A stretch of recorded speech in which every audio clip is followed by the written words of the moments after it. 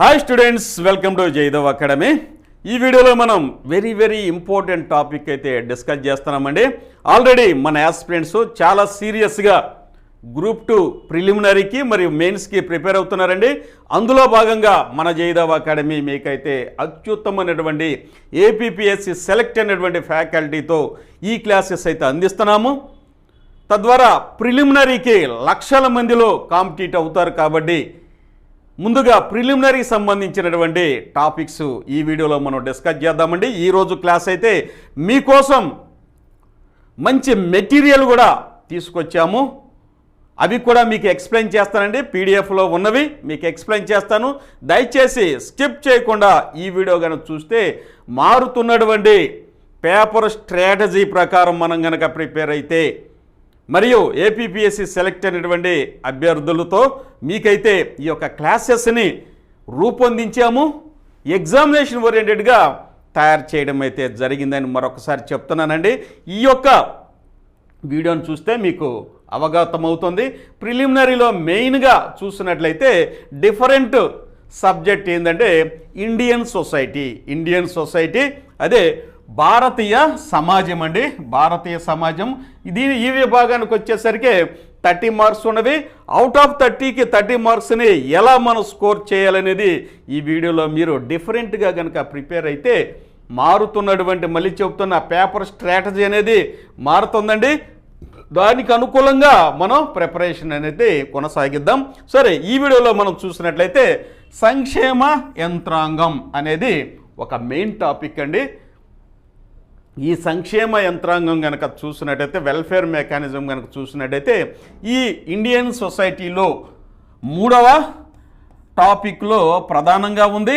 అలాగే ఇవే welfare mechanism సంబంధించినటువంటి కేంద్ర మరియు రాష్ట్ర ప్రభుత్వానికి సంబంధించినటువంటి ప్రభుత్వ పథకాలు, పాలసీలు రీసెంట్గా రిలీజ్ చేసినవి, అవి కూడా కరెంట్ అఫైర్స్లో అడిగేటటువంటి అవకాశం అయితే ఉంది. కాబట్టి ఈ టాపిక్ అనేది మీకు ప్రిలిమినరీలో భాగంగా 2 టాపిక్లకి 2 సబ్జెక్టులకి ఉపయోగపడుతుంది. ఒకటి ఇండియన్ సొసైటీకి, అలాగే కరెంట్ అఫైర్స్లో కూడా ఈ బిట్స్ వచ్చేటువంటి అవకాశం అయితే ఉంది. అవి పీడిఎఫ్ రూపంలో మీకు నేను ఇప్పుడు ఎక్స్ప్లెయిన్ చేస్తాను. నెక్స్ట్ పేజీలో ఉన్నాయి, వెయిట్ చేయండి. ఎవరైతే కొత్తగా మన ఛానల్ చూస్తున్నారో దయచేసి సబ్స్క్రైబ్ చేయండి, అలాగే లైక్ చేయండి.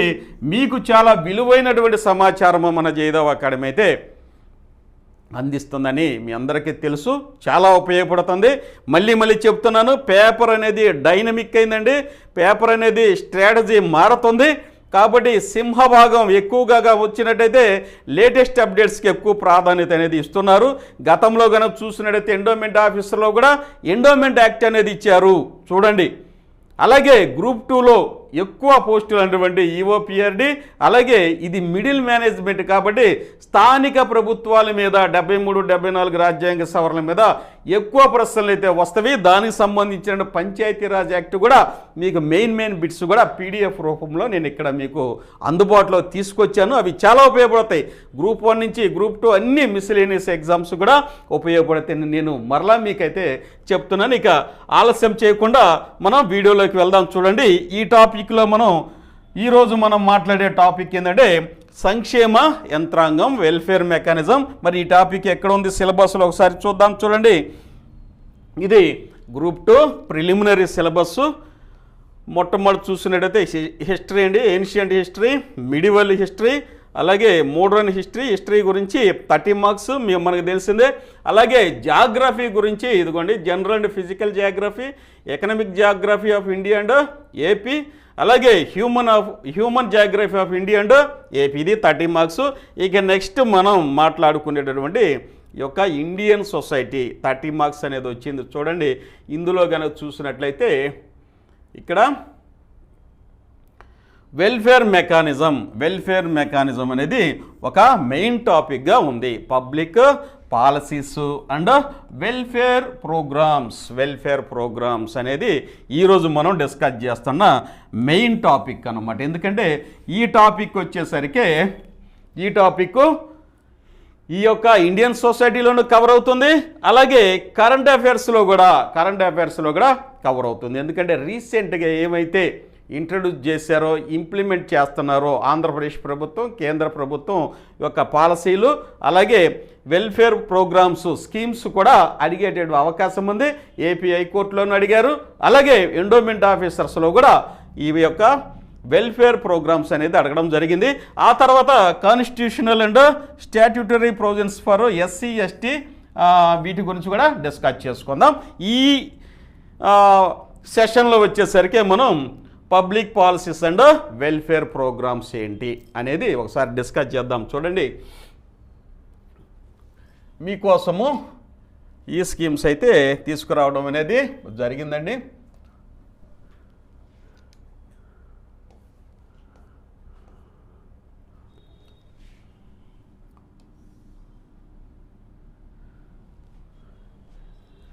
ఇదిగోండి, ఇక్కడ సెంట్రల్ గవర్నమెంట్ స్కీమ్స్ ఒకసారి చూద్దాం. చూడండి, ఇది చాలా చాలా ఇంపార్టెంట్. సెంట్రల్ గవర్నమెంట్ స్కీమ్స్ ఇవి ఖచ్చితంగా అడిగేటటువంటి అవకాశం ఉన్నటువంటి స్కీమ్స్ అండి. Central government state government. PM Surya Ghar మొత్తము వ్యయము ఎన్ని కోట్లు? పిఎం సూర్యఘర్ పథకం అనేది సెంట్రల్ గవర్నమెంట్ ప్రారంభించినటువంటి పథకం అండి. జనరల్గా మీకు తెలుసు ఏంటది, మన ప్రతి గ్రామంలోనూ అలాగే ప్రతి పురపాలక సంఘంలో చూసినప్పుడు ఇంటి రూపుల మీద అంటే ఇంటి పైకప్పుల మీద సోలార్ ప్యానెల్స్ అనేవి అమరుస్తున్నారు. అది కూడా కేంద్ర ప్రభుత్వం ఇస్తున్నటువంటి సబ్సిడీతో. ఆయా వర్గాలకి 70% ఇస్తుంది. వేకర్ సెక్షన్స్కి వచ్చేసరికి 90% సబ్సిడీస్తో ఈ యొక్క పథకాలని పిఎం సూర్యఘర్ పథకం ద్వారా సోలార్ ప్యానెల్స్ని ఇంటి పైకప్పుల మీద అమర్చి సూర్యరశ్మి నుంచి వచ్చేటటువంటి ఈ యొక్క ఉష్ణోగ్రత ద్వారా విద్యుత్తును సృష్టించి ఇంటి అవసరాలకి వాడుకొని మిగతాది ప్రభుత్వానికి అమ్మవచ్చును. తద్వారా ఆ గృహ అవసరాలు తీరుతువి, కరెంటు బిల్లు అనేది 0, అలాగే మిగతాది గవర్నమెంట్కి అందిస్తాం ద్వారా కరెంట్ డిమాండ్ విద్యుత్ డిమాండ్ని ప్రభుత్వం చక్కగా ఎదుర్కొంటుంది. ఆ ఉద్దేశంతో కేంద్ర ప్రభుత్వం అయితే పిఎం ప్రధానమంత్రి సూర్యఘర్ పథకం అనేది ప్రారంభించారు. ఓకేనా? ఆ యొక్క చూడండి, దీనికి మొత్తం ఎన్ని కోట్లు వ్యయం అనేది అడిగారు. చూడండి, ఇక్కడ 75,021 కోట్లని కేటాయించడం అనేది జరిగింది. సుమారుగా మన ఆంధ్రప్రదేశ్కి వచ్చేసరికి ఒక 10 లక్షల యూనిట్లను అయితే శాంక్షన్ చేశారండి. ఇప్పటికే ప్రతి గ్రామంలో మనం చూస్తున్నాం. అంటే ఇంట్రడ్యూసింగ్లో ఉంది.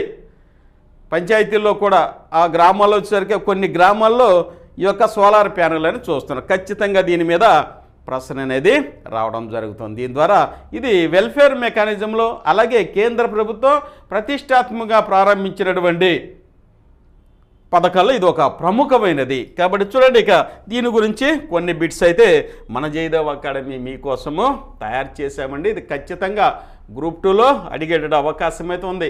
పిఎం సూర్యఘర్ పథకం ద్వారా ఎన్ని కోట్ల గృహాలకు సౌర ఫలకాలని ఏర్పాటు చేయనున్నారు? ఎన్ని కోట్ల గృహాలకు సౌర ఫలకాలని ఏర్పాటు చేయనున్నారు? చూడండి, 1 కోట, 5 కోట్ల, 8 కోట్ల, 2 కోట్ల, అంటే భారతదేశం మొత్తం మీద ఈ యొక్క ఎన్ని కోట్లకి దీన్ని చేయాలని ప్లాన్ చేశారనమాట. అంటే సుమారుగా భారతదేశం మొత్తంలో 1 కోటి గృహాల మీద ఈ యొక్క సోలార్ ప్యానెల్ ద్వారా విద్యుత్తుని ఉత్పత్తి చేయాలి. తద్వారా కరెంట్ డిమాండ్ని విద్యుత్ డిమాండ్ని తట్టుకోవాలని భారతదేశము ఈ యొక్క పథకాన్ని ప్రారంభించారు. నెక్స్ట్, పిఎం సూర్యఘర్ పథకం ద్వారా ఎన్ని యూనిట్ల వరకు ఉచిత విద్యుత్తుని అందిస్తున్నారు? Very very important. 100 యూనిట్ల, లేకపోతే 200 యూనిట్ల, 150 యూనిట్ల, 300 యూనిట్ల అనేది చూస్తే ఇక్కడ చూడండి, పిఎం సూర్యఘర్ పథకం ద్వారా ఆ గృహానికి ఎవరైతే ఈ యొక్క పిఎం సూర్యఘర్ పథకాన్ని ఇన్స్టాల్ చేసుకుంటే కొన్ని వర్గాలకి 70%, కొన్ని వర్గాల వేకర్ షేర్ 90% సబ్సిడీతో వీటిని ఇన్స్టాల్ చేస్తున్నారు. కాబట్టి తద్వారా గృహం ఎన్ని యూనిట్లని ఉచితంగా ఉపయోగించుకోవచ్చు అంటే 300 యూనిట్లని ఉచితంగా ఉపయోగించుకోవచ్చు. ఇలా ఇది right answer. Next, PM Suryaghar పథకము ఎప్పుడు ప్రారంభించారు? ఎందుకండి పిఎం సూర్యఘర్ పథకాన్ని ఎప్పుడు ప్రారంభించారు? February 13, 2024, 24 April 2024, October 2, 23 December 2024. కాబట్టి చూడండి ఇక్కడ రైట్ ఆన్సర్ వచ్చేసరికి 13 ఫిబ్రవరి 2024. ఇక పిఎం సూర్యఘర్ యొక్క ముఖ్య ఉద్దేశం ఏంటి? ఇప్పటికే మీకు అర్థమైంది. విద్యుత్ బిల్లులను తగ్గించడం, 1 కోటి ఇల్లు పైన సోలార్ సిస్టమ్ను ఏర్పాటు చేయడము. పై 2 అంటే ఆన్సర్ ఇస్ ఈ 2 అన్నమాట. విద్యుత్ బిల్లులను తగ్గించడము మరియు 1 కోటి ఇళ్ల పైన ఈ యొక్క సూర్య ఫలకాలను ఏర్పాటు చేయడం అనేది దీని యొక్క ముఖ్య ఉద్దేశం అన్నమాట. ఇదిగోండి ఇక్కడ చూడండి, 1 యూనిట్కి కనుక చూసినట్టు ఇక్కడే మీకు ఆన్సర్స్ కూడా ఇచ్చానండి. 338 ఇదిగోండి 1,80,000 సబ్సిడీ అండి. ఎంత సబ్సిడీ చూడండి. పిఎం సూర్యఘర్ పథకంలోని మొత్తం ఎంత అమౌంట్ బ్యాంకు లోన్ ఇస్తుంది? సుమారుగా వచ్చేసరికి ఇది 2 లక్షల వరకు ఉంటుందండి. కొన్ని కంపెనీలు అయితే 2,10,000 వరకు కోట్ చేస్తున్నారు. అయితే దీంట్లో ఎంత బ్యాంక్ అమౌంట్ లోన్ ఇస్తుంది? లోన్ కూడా బ్యాంక్ లోన్ ఇస్తుంది అనమాట. వితౌట్ కొలెటరల్, ఏ విధమైన షూరిటీ లేకుండా బ్యాంకు లోన్ ఇస్తుంది. ఎవరైనా ఉత్సాహవంతమైనటువంటి వారు ఎవరైనా వెళ్ళి మాకు ఈ యొక్క పిఎం సూర్యఘర్ పథకము కావాలి అని కనుక అప్లై చేసుకుంటే బ్యాంక్ ఏ విధమైన షూరిటీ అడగకుండా సుమారుగా 1,80,000 రూపాయలని లోన్ అయితే ఇస్తుంది. అంటే చూడండి, 2 లక్షల్లో 1,80,000 రూపాయలు అంటే 20,000 లబ్ధిదారుడు కట్టేది 20,000. 1,80,000 రూపాయలు గవర్నమెంటు, సెంట్రల్ గవర్నమెంటు ఇక్కడ లోనుగా ఆ లబ్ధిదారికి అందిస్తాను అనమాట. కాబట్టి ఇది సెంట్రల్ గవర్నమెంట్ స్కీమ్స్ అండి. ఇవి ఎగ్జామినేషన్ పాయింట్ ఆఫ్ వ్యూలో అడిగేటప్పుడు అవకాశం ఉంది మీకైతే. ఎందుకంటే ఇంకా ఇది వెరీ వెరీ ఇంపార్టెంట్. ఇక్కడ అడిగే అవకాశం ఉంది. ప్రతి పేజీకి మీకు కిందే ఇక్కడైతే ఆన్సర్స్ ఇచ్చానండి. ఇవన్నీ కొన్నన్నా చూడండి, మీకు అర్థమవుతుంది. ఇది ఆన్సర్స్ కూడా ఇక్కడే ఉన్నవి.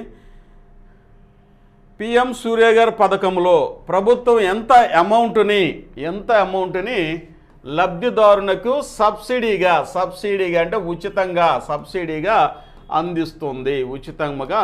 ఇందాక ఎంత అండి? 2 లక్షల్లో 1,80,000 రూపాయలు బ్యాంకు నుంచి లోన్ ఇస్తున్నారు. బ్యాంకు నుంచి లోన్ ఇది. ఈ లోన్లో మరి ఎంత లబ్ధిదారుడికి సబ్సిడీ ఉచితంగా అందిస్తుందంటే 78,000 రూపాయలని ఉచితంగా అందిస్తుంది అనమాట. 78,000 రూపాయలని పిఎం సూర్యఘర్ పథకం ద్వారా ఇస్తుంది. అంటే 2 లక్షల్లో ఎంత కట్టాలి? సుమారుగా 1,22,000 కట్టవలసి ఉంటుంది అనమాట. ఇది సబ్సిడీగా వస్తుంది. 78,000 రూపాయలని సబ్సిడీ అయితే అందిస్తారనమాట. కాబట్టి ఇది పిఎం సూర్యఘర్కి సంబంధించినటువంటి అత్యంత ప్రతిష్టాత్మకమైన పథకం. కేంద్ర ప్రభుత్వం అన్ని రాష్ట్రాలకి ఈ యొక్క పథకాన్ని అయితే యూనిట్లుగా అందిస్తుంది అనమాట. అట్లాగే చూసినట్టయితే ఇదిగో దాంతోపాటు మీకు ఇంకా మిగతావి కూడా ఈ బిట్స్ అనేవి అందించడం జరిగిందండి. చూడండి ఇక్కడ ఐసిడిఎస్ ద్వారా అమలు చేయబడిన కార్యక్రమాలు ఏమి? ICDS integrated child development scheme అనమాట. పోషక ఆహార సరఫరా, ఆరోగ్య పోషక విద్య, అలాగే రిఫరల్ సేవలు, పైవన్నీ రిఫరల్ సేవలు ఇవన్నీ. అంటే D is the right answer అనమాట, ఐసిడిఎస్. ఇక బాలల నిషేధ చట్టము ఏ సంవత్సరంలో ఏర్పాటు చేశారు? 1956, 66, అలాగే 1986 అనమాట. ఇక వచ్చేసరికి ఇక్కడ ఆన్సర్ వచ్చేసరికి 1986 అనమాట. బాలలో పని చేయటము, అలాగే బాలల మీద అకృత్యాలని వాటిని తొలగించడానికి వేసినటువంటి చట్టంగా చెప్పొచ్చు అనమాట.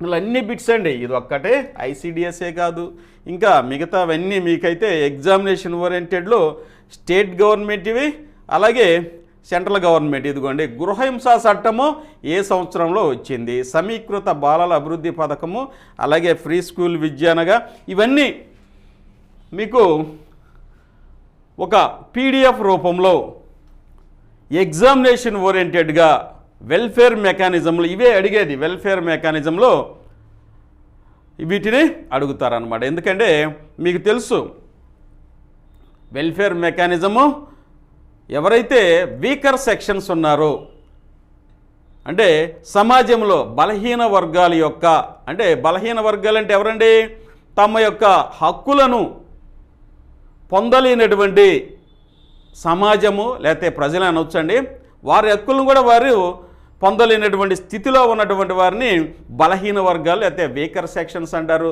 వారిని హక్కులను పొందుటలో మరియు వారికి కావలసినటువంటి సహాయం చేయడానికి, వారిని ఒక మంచి ఇండియన్ సిటిజన్గా రూపొందించడానికి భారతదేశం అలాగే కన్సర్న్డ్ స్టేట్స్, ఆంధ్రప్రదేశ్ అయితే వారికి కావలసినటువంటి సహాయాన్ని అందిస్తూ ప్రభుత్వం ఎప్పుడు అండగా ఉంటుంది బలహీన వర్గాలకి. నిజంగా ఈ సంక్షేమము అనేది నిజంగా చెప్పాలంటే ఒక ప్రజల సమూహానికి కావలసినటువంటి రాజకీయ, ఆర్థిక, సామాజిక సమస్యల్ని పరిష్కరించడానికి ప్రపంచం ఏర్పాటు చేసినటువంటి మహా విప్లవమే ఈ యొక్క సంక్షేమ యంత్రాంగం అని చెప్పొచ్చండి.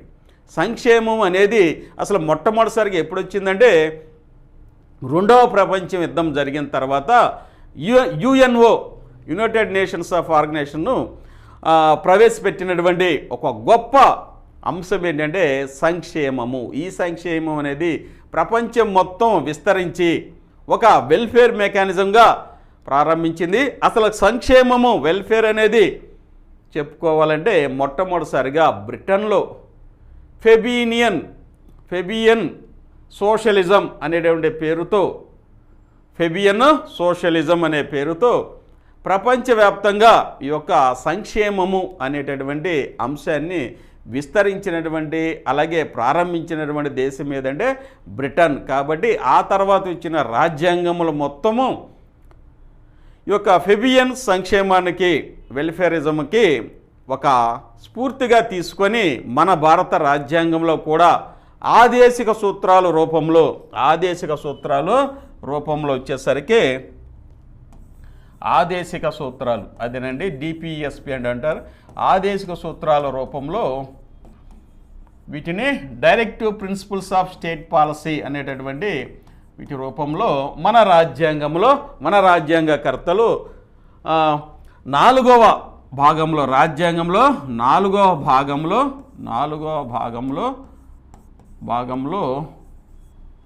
36 నుంచి 51 వరకు ఈ ప్రకరణం వరకు ఆర్టికల్స్ అంటారండి.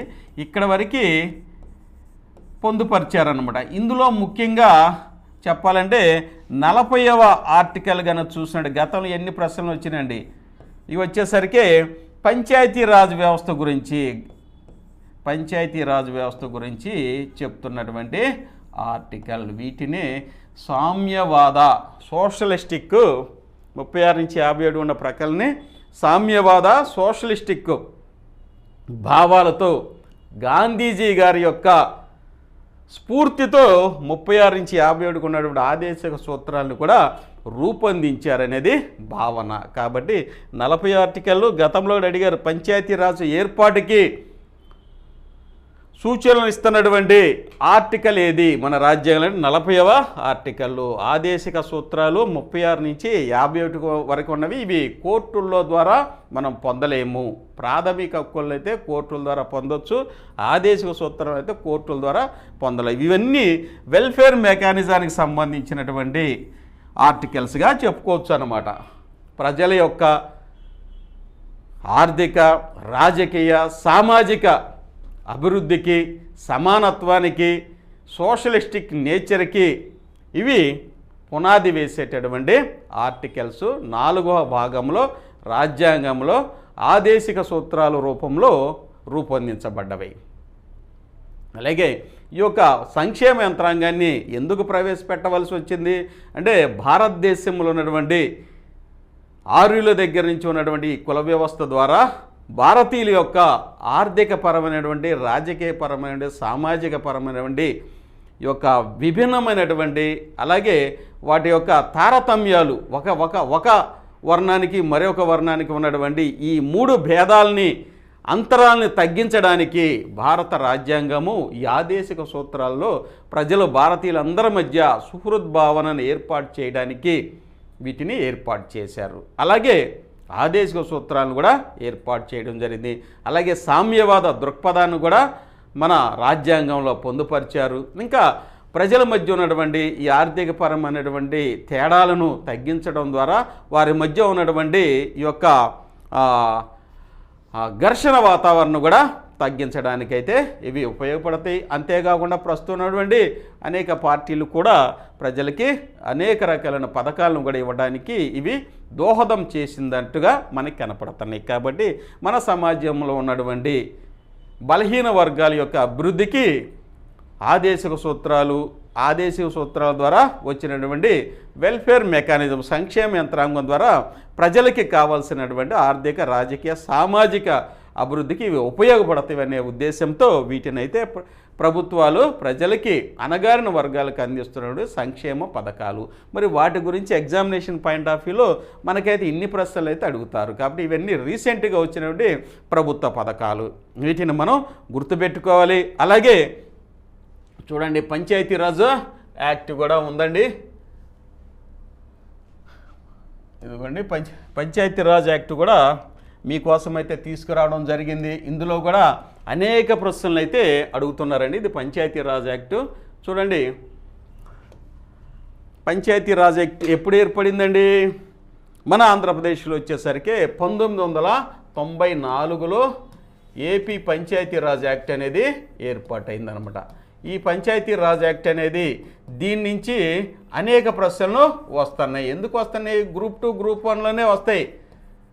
ఎందుకు వస్తాయి అంటే, ఎవరైతే గ్రూప్ 1 ఆఫీసర్లు, గ్రూప్ 2 ఆఫీసర్లు ఉన్నారో వీరు క్షేత్రస్థాయిలో, గ్రామ స్థాయిలోను, అలాగే పురపాలక స్థాయిలోను ఈ యొక్క 73, 74 రాజ్యాంగ సవరణ ద్వారా ఏర్పడినటువంటి పంచాయతీరాజు చట్టాలని ఇంప్లిమెంట్ చేయడము, అలాగే పురపాలక సంఘాల్లో ఉన్నటువంటి నగరపాలక చట్టాలను కూడా ఇంప్లిమెంట్ చేసే అధికారులు ఎవరంటే గ్రూప్ 1, గ్రూప్ 2 అధికారులు. కాబట్టి ఖచ్చితంగా వీరికైతే ఈ ప్రశ్నలో ప్రతి ఎగ్జామ్లోనూ వస్తున్నాయి. అంతేకాకుండా ఈసారి గ్రూప్ 2 నోటిఫికేషన్లో కనుక చూసినట్టయితే సుమారుగా 250 వరకు పంచాయతీరాజ్ డిపార్ట్మెంట్ నుంచే ఈఓపిఆర్డి పోస్టులు అనేవి ఉన్నవి. ఇప్పుడు వీటిని డిప్యూటీ ఎంపీడీఓస్గా నామకరణం అయితే చేశారు. కాబట్టి వీరు ప్రత్యక్షంగా ప్రజలతో మరియు గ్రామాలతో సంబంధాలు కలిగి ఉంటారు. మంచి అడ్మినిస్ట్రేషన్ చేయాలంటే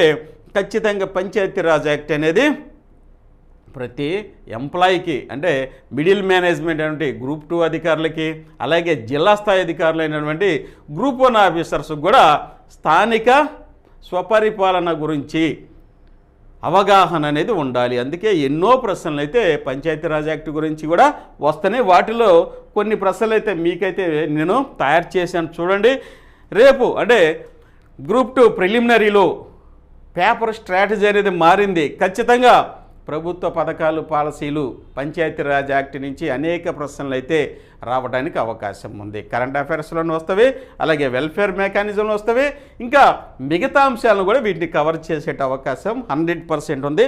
ఒకసారి మీరు కనుక పరిశీలిస్తే మీకే అర్థమవుతుందండి. చూడండి, గ్రామ సభ సభ్యులలో ఎంతమంది లేదా ఎంత % మంది ప్రజలు రాతపూర్వకంగా కోరినప్పుడు సర్పంచ్ గ్రామ సభను ఏర్పాటు నిర్వహించాలన్నమాట. ఇది నిజంగా వండర్ఫుల్ క్వశ్చన్ అండి. గ్రామ సర్పంచ్ ఉంటాడు. మనకి బల్వంత్ రాయ్ మెహతా కమిటీ ద్వారా, బల్వంత్ రాయ్ మెహతా కమిటీ 1957లో ఇచ్చినటువంటి బల్వంత్ రాయ్ మెహతా కమిటీ ద్వారా 3 టైర్ సిస్టమ్ అనేది ఏర్పడింది. 3 టైర్ సిస్టమ్ అనేది ఏర్పడింది. 3 టైర్ అంటే 3 విభాగాలుగా, ఒకటి గ్రామ స్థాయి, రెండోది మండల స్థాయి అడ్మినిస్ట్రేషన్, ఇది మూడోది జిల్లా స్థాయి, జిల్లా పరిషత్తులు చూస్తున్నారుగా, జిల్లా స్థాయి. ఈ యొక్క 3 టైర్ సిస్టాన్ని మొట్టమొదటిసారిగా ప్రపోజ్ చేసినటువంటి వ్యక్తి ఎవరంటే బల్వంతరాయ్ మెహతా. బల్వంతరాయ్ మెహతా కమిటీ ద్వారా ఈ యొక్క 3 టైర్ సిస్టమ్ అనేది ఏర్పాటు చేయడం అనేది జరిగింది. అలాగే 2 టైర్ సిస్టమ్ కూడా ఉంది, అశోక్ మెహతా కమిటీ. అది కూడా 2 జిల్లా స్థాయి నుంచి 2 విభాగాలుగానే ఉండదు, 2 టైర్ అనమాట. అది 2 విభాగాలే అశోక్ మెహతా కమిటీ. అయితే మనం తీసుకుంది ఏంటి, ఈ యొక్క 3 టైర్ సిస్టమ్ గ్రామ స్థాయిలో పంచాయతీరాజ్ ద్వారా గ్రామ స్థాయిలో స్వపరిపాలన, ప్రజలు ప్రత్యక్షంగా సర్పంచ్ని ఎన్నుకుంటారు, వార్డు మెంబర్లను ఎన్నుకుంటారు. కాబట్టి గ్రామ సభ ద్వారా ప్రతి సంవత్సరము 4 సార్లు గ్రామ సభని నిర్వహించాలనేసి ఈ యొక్క చట్టం అనేది చెప్తుందన్నమాట. ఆ యొక్క 4 సార్లు కానీ నిర్వహించడంలో ఫెయిల్ అయితే ఖచ్చితంగా సర్పంచి పదవిని కోల్పోయే అవకాశము ఉంటుంది. అంత గొప్ప చట్టం అన్నమాట. కాబట్టి దాని గురించి తెలుసుకోవాల్సిన అవసరం ప్రతి గ్రూప్ 2 ఆఫీసర్కి ఉంది, ప్రతి గ్రూప్ 1 ఆఫీసర్ కూడా ఉంది. కాబట్టి ఈ 3 టైర్ సిస్టంలో గ్రామ స్థాయిలో గ్రామ సభ అనేది వెరీ వెరీ ఇంపార్టెంట్. ఎందుకంటే ప్రత్యక్ష ప్రజాస్వామ్యం పరిడి వెళ్ళేటటువంటి ప్రదేశం ఏదంటే గ్రామ సభ. గ్రామ సభలో ప్రతి వ్యక్తి తన యొక్క అభిప్రాయాల్ని నిర్మోహటంగా, నిర్భయంగా వెల్లడించే అవకాశం ఉంది. కాబట్టి ప్రజాస్వామ్యం అక్కడే ఉందని గాంధీజీ గారు చెప్పినటువంటి అంశాన్ని మనం గుర్తు తెచ్చుకోవాలి. కాబట్టి ఇక్కడ చూడండి, గ్రామ సభ సంవత్సరంలో 4 సార్లు మాత్రమే ఏర్పాటు అయింది యాజ్ పర్ గవర్నమెంట్ రూల్స్ ప్రకారం. ఏదైనా అత్యవసర పరిస్థితుల్లో గ్రామ సభను నిర్వహించాలంటే ఎంత%, ఎంతమంది వ్రాతపూర్వకంగా సర్పంచ్ని కోరాలి, వెరీ వెరీ ఇంపార్టెంట్ అనమాట. కాబట్టి చూడండి, ఇక్కడ ఆన్సర్ వచ్చేసరికి 50 మందా ఆరో 40 మందా, అలాగే 50 మంది ఆరో 10 మంది, 30/10 ఆరో 40/10 అనమాట. అంటే ఇక రైట్ ఆన్సర్ వచ్చేసరికి సుమారుగా 50 మంది రాతపూర్వకంగా రాసి ఇవ్వాలన్నమాట. 50 మంది రాతపూర్వకంగా రాసి ఇస్తేనే సర్పంచి గ్రామ సభని అత్యవసరంగా ఏర్పాటు చేసి ఆ యొక్క గ్రామ సమస్యను తెలుసుకొని ఇమీడియట్గా దాన్ని పరిష్కరించడానికి అవకాశము ఉంటుంది. నెక్స్ట్, వివిధ సంక్షేమ పథకాలకు లబ్ధిదారులను ఏ సభ ద్వారా ఎంపిక చేయాలి? వెరీ వెరీ ఇంపార్టెంట్ అండి. వివిధ సంక్షేమ పథకాలకు, వెల్ఫేర్ మెకానిజంకి, వివిధ సంక్షేమ పథకాలకు లబ్ధిదారులను, బెనిఫిషియరీస్ని ఏ సభ ద్వారా ఏర్పాటు చేయాలి? మనం చెప్పాం, మన గ్రామ స్వరాజ్యానికి గుండెకాయ లాంటిది, ఆత్మ లాంటిది ఏదండి? గ్రామ సభ. గ్రామ సభ చూడండి, ఇక్కడ గ్రామ పంచాయతీనా, గ్రామ సభ, మండల పరిషత్, జిల్లా పరిషత్ అంటే కన్ఫ్యూజ్ అవుతారు. గ్రామ సభ ద్వారా, గ్రామ సభలోనే చూడండి, మీరు ప్రతినిత్యం గమనిస్తూ ఉంటారు, ఎవరికన్నా పెన్షన్స్ కానీ, హౌసింగ్ కానీ, స్కీమ్స్ కానీ వస్తే లబ్ధిదారు లిస్టుని ఎగ్జిబిట్ చేస్తూ గ్రామ సభలో చదువుతూ ఉంటారు. వీళ్ళు ఎవరు ఫేక్ ఉన్నారా, తప్పు ఉందా, లేకపోతే ఈ గ్రామంలో ఉన్నారా లేదా అని ఎగ్జిబిట్ చేస్తూ చదువుతూ ఉంటారు. అది గ్రామ సభ. ఇక గ్రామ సభలు విజయవంతముకు ఈ వ్యవస్థ ఎంతగానో ఉపయోగపడుతుంది. గ్రామ సభలు విజయవంతం అవడానికి ఈ వ్యవస్థ ఎంతగానో ఉపయోగపడుతుంది. చూడండి, న్యాయ వ్యవస్థ, పంచాయతీరాజ్ వ్యవస్థ, రాష్ట్ర ప్రభుత్వ చట్టాలు, జిల్లా పరిషత్ చట్టాలు. ఏదండి ఇప్పుడు వరకు మనం చెప్పుకుంది పంచాయతీరాజ్ వ్యవస్థ ఎంతగానో ఉపయోగపడుతుంది. వెరీ వెరీ ఇంపార్టెంట్ అనమాట. ఈ బిట్స్ అనేవి మీకు కనపడవు. మేము ఎప్పుడు హిస్టరీ చదువుతున్నాం సార్, జాగ్రఫీ చదువుతున్నాం సార్, కంప్లీట్ అయింది, 2 టైమ్స్ కంప్లీట్ అయింది, 3 టైమ్స్ కంప్లీట్ అయింది. మరి ఇవి ఇస్తే ఎవరు పెడతారు? మీకు ఆ పరిజ్ఞానం ఉందా లేదా? హిస్టరీ అందరూ చదువుతారు, జాగ్రఫీ అందరూ చదువుతారు, కరెంట్ అఫైర్స్ చదువుతారు, మెంటల్ ఎబిలిటీ చదువుతారు. మరి ఇలాంటి డిఫరెంట్గా పంచాయతీలు మరియు పురపాలక సంఘాలని రూల్ చేసేటటువంటి చట్టాలు ఇవి. మీరు వెళ్ళి రూల్ చేయాలి. మరి మీకు ఆ నాలెడ్జ్ ఉందా లేదంటే ఇక్కడ పరీక్షిస్తారు. ఇలాంటివి కానీ ఒక 5-10 బిట్లు వస్తే అవి కనుక మీరు ఆన్సర్ చేయగలిగితే ఇమ్మీడియట్గా ప్రిలిమినరీ అనేది క్వాలిఫై అవుతారు. ఎందుకంటే 1 మార్కుతోనే 1000 మందిని క్రాస్ చేయొచ్చండి. మా స్వీయ అనుభవంతో చెప్తున్నాను. 1 మార్కుతోనే 66 వాడు 67 ఈ రెండు మధ్య ఉన్నటువంటి వేల మంది ఉంటారు. అలాగే ఎండోమెంట్ ఆఫీసర్స్లో ఎండోమెంట్ యాక్ట్ అడిగారు. మొన్నే పేపర్ స్ట్రాటజీ మారుతుంది తెలుసుకోండి. మోసగా చదివి 1, 4, 5 మార్కులతో అవకాశాన్ని ప్రిలిమినరీ క్వాలిఫై అవకాశాన్ని కోల్పోవద్దు. వీటి మీద కూడా దృష్టి కేంద్రీకరించండి. చూడండి. అజెండా తీసుకున్నటకు సభ్యులు అందుబాటులో లేకపోతే ఎవరికి అందజేయవచ్చును? కుటుంబ సభ్యులకు, ఇంటి పక్కన ఉన్న వారికి, పొరుగు వారికి, స్నేహితులకు, ఎక్స్టెన్షన్ ఆఫీసర్కి. అజెండా అంటే ఏంటండి? గ్రామ పంచాయతీలో పురపాలక సంఘంలో ఉన్నటువంటి కార్పొరేటర్లు అవ్వచ్చు, వీరిని ఆ పంచాయతీ సమావేశానికి కావలసినటువంటి ముఖ్యమైనటువంటి అంశాలను డిస్కస్ చేయటం రూపొందించిందే. ముఖ్యమైన అంశాలని రూపొందించినటువంటి లిస్టే అజెండా అన్నమాట.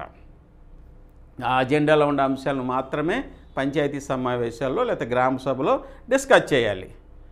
అలా వార్డు మెంబర్లకి పంపిస్తారు. పంచాయతీ సర్పంచి మరియు కార్యదర్శి, పంచాయతీ కార్యదర్శి ఇద్దరు కలిసి రూపొందించి ఆ యొక్క ఎజెండాని పలానా రోజు మీటింగ్ ఉంది మీరు రావాలి అని ఆ యొక్క వార్డు మెంబర్లకు పంపిస్తే అతను ఇంటి దగ్గర లేకపోతే, అందుబాటులో లేకపోతే ఎవరికి ఇవ్వాలి?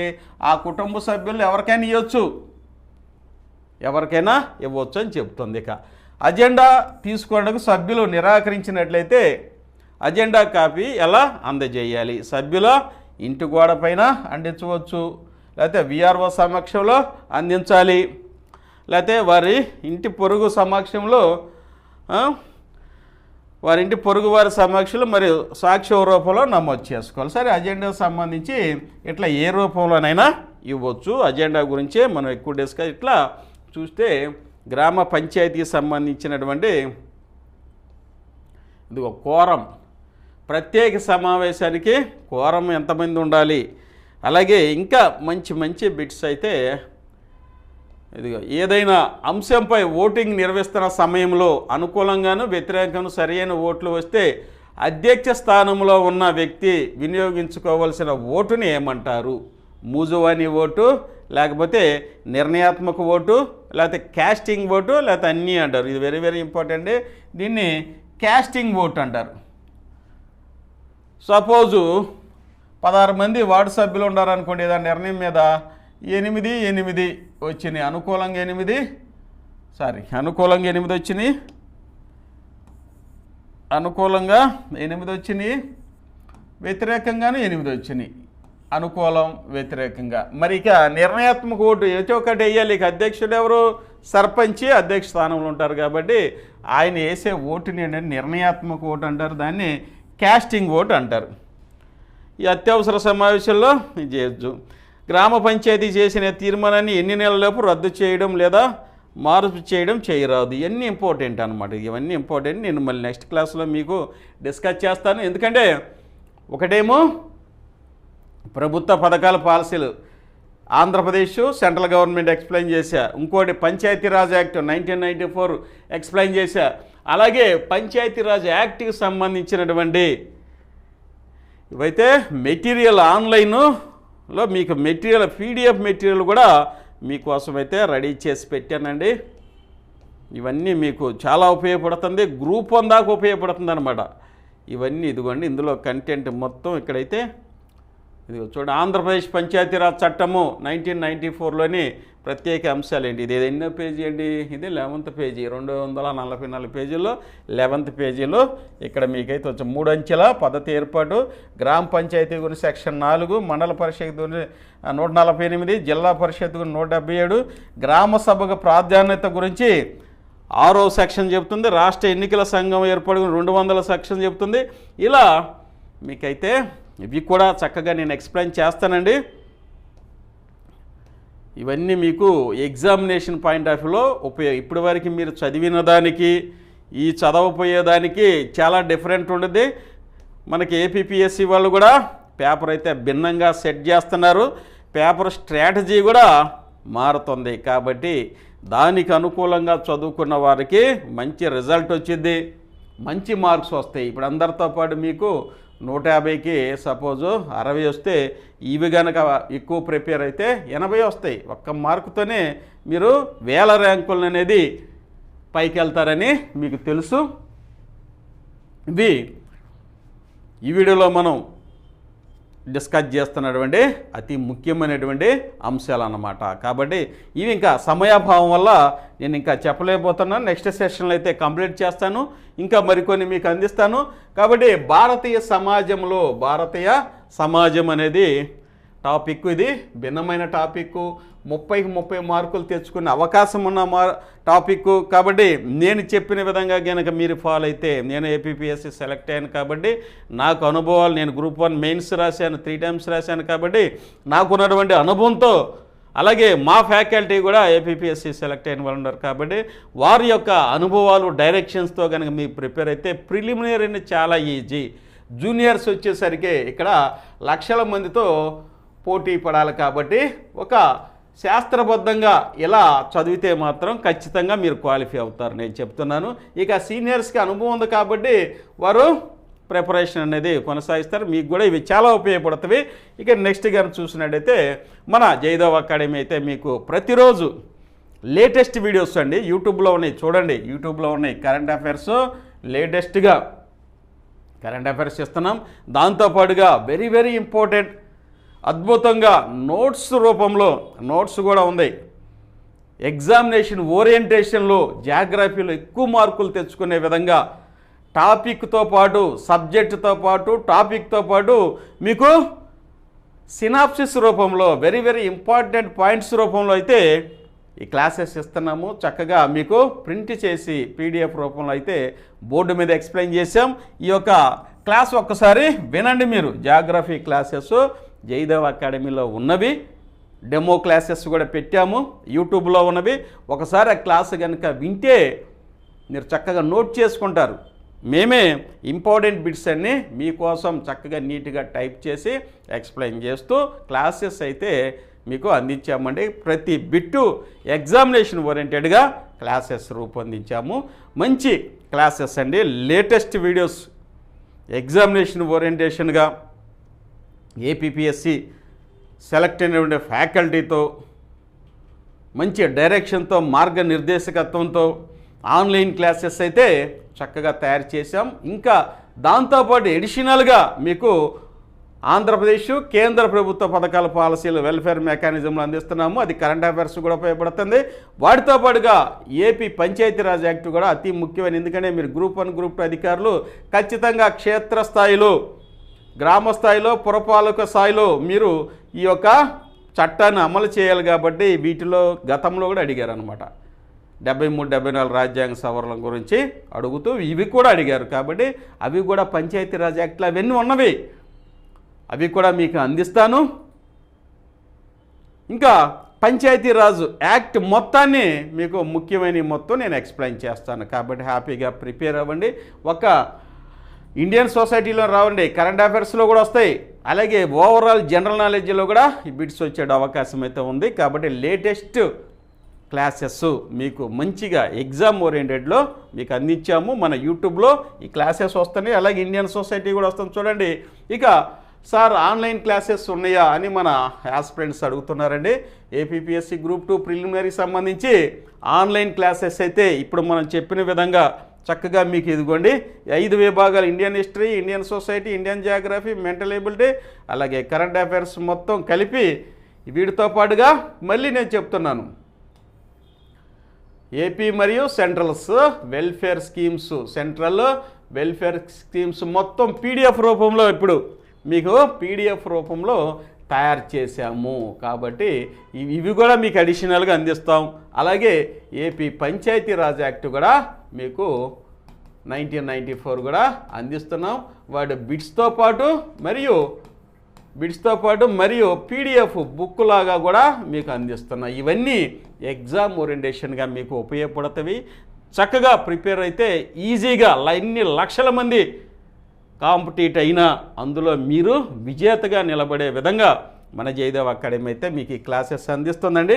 ఇక ఆన్లైన్లో ఎలా జాయిన్ అవ్వాలి సార్ అని మన ఆస్పిరెంట్స్ అడుగుతున్నారు కాబట్టి నేను ఇక్కడ ఎక్స్ప్లెయిన్ చేస్తాను చూడండి.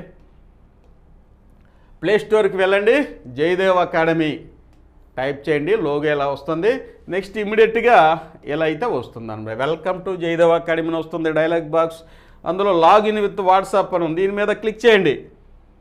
లేదు సార్ మేము యూజ్ అనదర్ మెథడ్ మీద వెళ్తామంటే ఇక్కడ ఖచ్చితంగా మీ నెంబర్ ఇవ్వాల్సి వస్తుంది. మీరు ఏ సెల్ అయితే క్లాసెస్ చూడాలనుకున్నారో ఆ నెంబర్ని ఇక్కడ టైప్ చేస్తే మీ దానికి ఓటీపీ వస్తుంది. ఇక్కడ నా నెంబర్ ఇచ్చుకున్నాను, నేను నా నెంబర్ ఇచ్చాను, దానికి ఓటీపీ వస్తుంది. ఓటీపీని ఇన్సర్ట్ చేస్తే ఆటోమేటిక్గా మన యాప్లోకి వెళ్ళిపోతారు. ఇదిగోండి స్టోర్ అని ఉంటుంది, స్టోర్ చూడు. ఈ స్టోర్లోకి వెళ్తే వ్యూ ఆల్ కోర్సెస్ అని వస్తుంది, వ్యూ ఆల్ కోర్సెస్ అని వచ్చింది. ఫస్ట్ ఉంటుంది ఇదిగోండి, అంటే ఫస్ట్ సెకండ్ ఉంటుంది ఏపీఎస్సి గ్రూప్ 2 ప్రిలిమినరీ. దీని మీద క్లిక్ చేస్తే ఆటోమేటిక్గా ఇలా ఉంటుంది. బై నౌ ఉంటుంది కింద, ఈ బై నౌ మీద క్లిక్ చేయండి. ఆటోమేటిక్గా ఫోన్పే పేమెంట్ గేట్వే మీదకి వస్తారు. ఫోన్పే సెలెక్ట్ చేసుకోండి. ఇక్కడ 1009 రూపాయలు అంటే 1010 రూపాయలు జిఎస్టీతో కలిపి ఉంటుంది. మీ డీటెయిల్స్ మొత్తం ఇస్తే ఆటోమేటిక్గా ఫీజు అనేది కట్ అవుతుంది. ఈ ఫీజు కట్ అయ్యేటప్పుడు ట్రాన్సాక్షన్ జరిగేటప్పుడు 30 సెకండ్స్ 1 మినిట్ వెయిట్ చేయండి. యువర్ పేమెంట్ సక్సెస్ఫుల్లీ కంప్లీటెడ్ అని వచ్చిన తర్వాత మీరు ఆటోమేటిక్గా ఇదిగోండి నెక్స్ట్ ఇలా కంటెంట్ అని వచ్చింది. కంటెంట్ మీద క్లిక్ చేశారనుకోండి కోర్సెస్ అన్నీ వస్తాయి. ఎప్పటికప్పుడు లేటెస్ట్ వీడియోస్తో మీ ముందుకి తీసుకొస్తున్నామండి. లేటెస్ట్ వీడియోస్ మీకు అర్థమవుతుంది. మా యొక్క అప్రోచ్, మా యొక్క వే ఆఫ్ ప్రజెంటేషన్ మీకు అర్థమవుతూ ఉంటుంది. గ్రూప్ 2 ప్రిలిమినరీ సాధించడం అనేది చాలా ఈజీ. చాలా లక్షల మంది అప్లై చేసినప్పటికీ మేము ఇచ్చేటువంటి కోర్సు మాడ్యూల్, మేము ఇచ్చేటటువంటి ఈ యొక్క మెటీరియల్ మీకు చాలా ఉపయోగపడుతుందని మరొకసారి మీకు మనవి చేస్తూ ఆన్లైన్ క్లాసెస్ జాయిన్ అయిపోండి. అలాగే ఎవరైతే మన ఛానల్ చూస్తున్నారో దయచేసి మరలా మిమ్మల్ని రిక్వెస్ట్ చేసేదంటే సబ్స్క్రైబ్ చేసుకోండి, సబ్స్క్రైబ్ చేయండి, లైక్ చేయండి, మీ ఫ్రెండ్స్ కూడా షేర్ చేయండి. థ్యాంక్ యూ అన్నాడు.